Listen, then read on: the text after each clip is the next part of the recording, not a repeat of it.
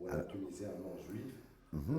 Il est temps aujourd'hui justement de réagir pour faire prendre conscience à l'ensemble de Tunisiens que cette histoire de cette communauté juive, que ce patrimoine de cette communauté juive lui appartient et qu'elle doit le défendre. Parce que le jour où les Juifs ne seront plus en Tunisie, il y aura encore cette mémoire et qui sera défendue par les Tunisiens. Pour laisser la place sur les murs, avec grand plaisir. C'est sur quelle chaîne? On n'a pas. Donc là, on est trois en Tunisie. Les trois en Tunisie sont celles de. Évidemment, tous les sujets culturels, comme ça, de patrimoine et autres. Bon, souvent, dans des villes abandonnées, par exemple, pour qu'une synagogue puisse avoir une âme. Tunisien.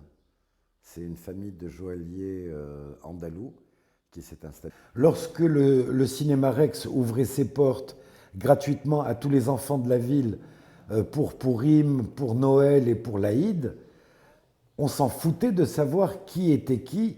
L'essentiel, c'était d'aller partager ce moment ensemble au cinéma gratuitement. C'était pareil, les Juifs étaient majoritaires pendant un temps, mais allô. Hi, how are you? Voilà. Donc là, ne vous attendez pas.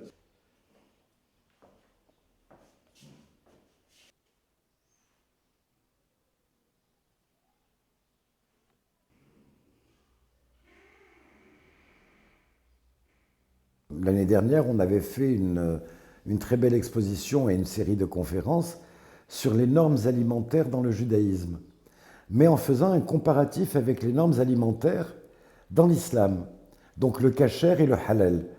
Et les gens se sont rendus compte à quel point c'était proche et à quel point c'était une histoire de famille en fait.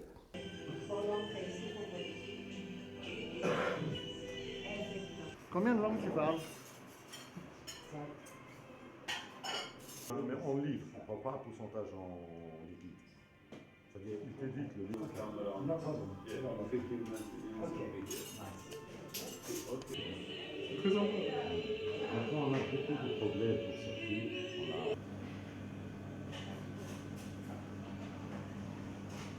C'est riche en. Les produits sont souvent gras, sont souvent lourds. Balle de couscous. Il existe au Maroc un plat. Tous les Tunisiens musulmans qui ont pu avoir ce bouquin entre les mains, au fur et à mesure des feuilles qu'ils vous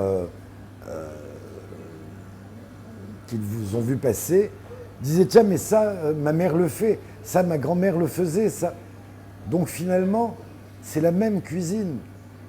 Donc encore une fois un terrain de rencontre entre les deux patrimoines, entre les deux communautés, entre les deux religions.